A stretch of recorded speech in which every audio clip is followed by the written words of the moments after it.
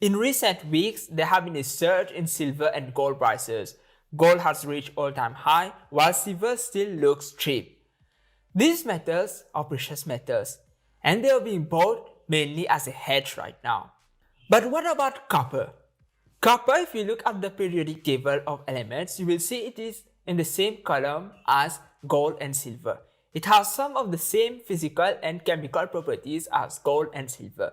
But unlike gold and silver, copper is never considered a precious metal.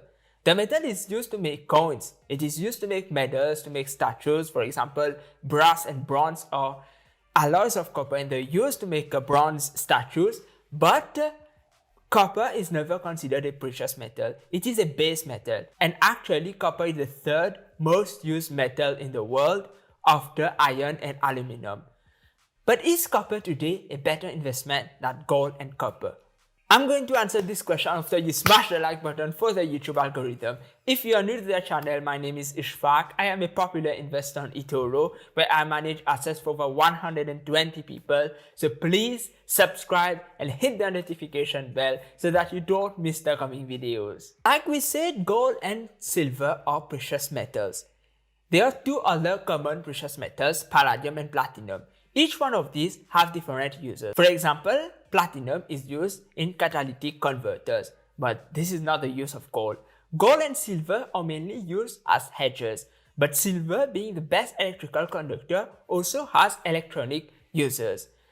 Gold has very limited industrial uses. Every time I say this phrase, someone will come and say that every phone contains gold. It is true, but most of the gold in the world are not in your phone. It is in vaults of central banks or other rich people.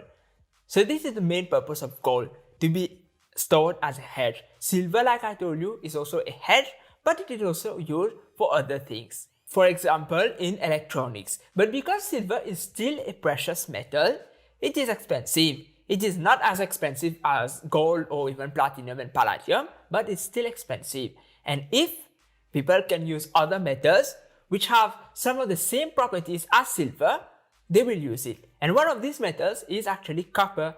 Because we said silver is the number one electrical conductor, copper is number two. Copper is very abundant on Earth, more than silver and gold, of course, and it is used even in construction. For example, to make pipes, it is used to make electrical wires. We have copper everywhere. I'm sure you have more copper in your house than gold or silver or platinum or palladium or even uranium. Like any commodity, the price of copper will depend on supply and demand. The more demand there is for copper, the more the price will be. And the least supply of copper there is, the more the price will be. So it is like any other commodity. But unlike gold, the demand for copper is for different reasons. We say that gold is mostly used as a hedge. So whenever there is a recession, you will see that gold prices will go up because people want to buy gold. They don't want to own stocks or bonds anymore. They are going to buy gold. But in the short term, you will see that the price of copper moves opposite to that of gold. It's because when the demand of gold is high, usually the demand of copper is low. Whenever there is a recession, we say that demand for gold is high. But what about copper? There is a recession, there's less construction, there is less industrial uses of copper. Industries are not working that much, and of course the demand for copper will go down, so is the price of copper.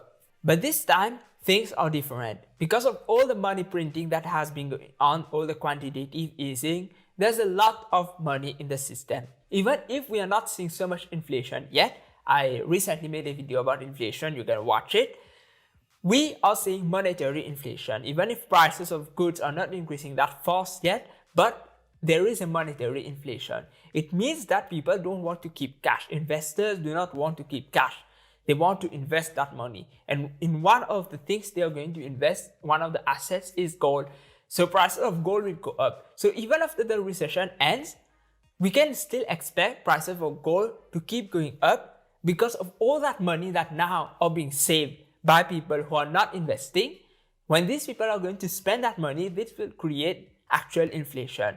So all this money, when it is spent, of course there is inflation, the prices of gold will keep going up. But at the same time, the economy will be moving and the demand for copper also will increase. So simultaneously, the prices of gold, copper and silver will be moving up at the same time. This is something unusual. You will see it happen in the 1930s after the Great Depression when FDR was elected president. In 1933, he decided to abolish the gold standard. So there was a lot of money printing. Gold prices went up. And at the same time, the economy was recovering little by little and the demand for copper was also increasing. Now we can expect the same thing to happen after this recession. Nobody knows if we are going to have this recession for long or once it ends, we'll have another recession immediately. Nobody knows that. But we can be sure that over the long term, I'm talking about the next 10-20 years, the demand for copper will be increasing. Because first of all, most people who do not have electricity now, in the coming 2 decades, they are going to have access to electricity. Because you look at many African countries, you will see that not everybody has access to electricity. You look at India, even at other Southeast Asian countries, not everybody has access to electricity. And these people now, for the first time, are having access to electricity. So more electricity means more demand for copper wires. More demand for copper wires means higher copper prices. And it is not just in poor countries, also in the developing countries such as China. There will be higher demand for copper because of construction, because China is growing at a very fast rate. And it's not just China, other developing countries, even Russia, all these countries are developing, Brazil, they will need more and more copper. But what about the developed world? The demand for copper in the developed world is also going to increase. There's going to be more and more electric vehicles in circulation. An ICE vehicle, internal combustion engine vehicle, on average, it has 23 kilograms of copper. You can use all the copper wirings and it stretches up to 1.5 kilometers. If you are an American, I'm sorry, you don't understand kilometers and kilograms. But that's a lot of copper. But now when we are talking about electric vehicles, of course there is going to be more copper because the name itself says electric. When you hear electric, you can think of copper. On average, there will be about 80 kilograms of copper in electric vehicles. So 4 times more on average. Now, when we are going to have electric buses, electric trains, all these things are going to use more and more copper.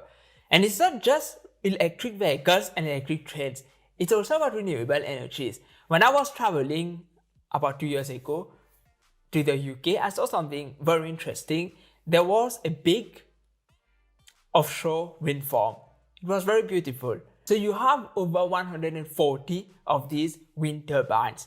Usually when you have an oil or a coal power plant, you only need one turbine, and with one generator, it will be enough to produce electricity. But with wind, with even waves, it's not that simple. You need multiple of these turbines and generators. And each of these turbines, of course, need a lot of copper. And with more renewable energies, there's going to be more and more demand for copper. 5G also is going to increase the demand for copper because we know with the 5G towers, they need to be close to each other. And these towers, they use electricity, they need copper. The higher demand for copper doesn't necessarily mean that there will be higher copper prices if the supply can meet the demand. There are 2 ways supply can meet demand: by recycling or by mining. There is no problem with the recycling copper, but there is a problem with mining copper. Because copper prices have been so low in recent years, those copper miners have not been investing too much in building new mines.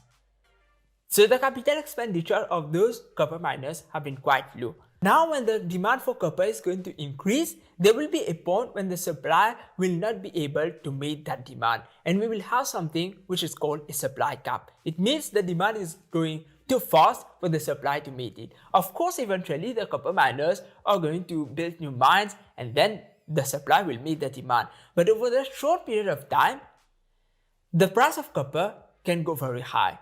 And this is what I'm betting on. Nobody knows when the supply cap will be. Maybe it's going to be by the end of the year, maybe it's going to be next year, maybe in 5 years, maybe in 10 years, but it's going to be here because we can already see that in the future there is going to be more and more use of copper. Electric vehicles are something which are going to be very important in the future. People are so bullish on Tesla right now. If I wanted to invest in electric vehicles, I would bet on copper. Making it is easier to make money on copper than on Tesla. So this is more interesting if you want to invest in electric vehicles, in renewable energies. Look at copper. So how do you invest in copper? I want you to be careful when investing in copper. It's the same thing with gold, with silver, with anything else. You need always to be careful. But here you need to be much more careful because, like I told you, copper prices are still low. Those copper miners are still losing money. Some of them are making money, yes, but not that much. So if we have another recession, right now we are getting out of this recession, we can say. If we have another recession, let's say in 2 years, and copper prices are still low, it will drop. And when they drop, many of these copper miners are going to lose money. So you need to be very careful with copper. But now, if you are thinking about the next 10-20 years, then I think investing in copper is a good idea. But like any commodity, I prefer investing in the miners itself instead of buying the metal, because I believe you can make much more profits if you invest in the right miner. I'm telling you, the right miner. It's very important to invest in the right miner.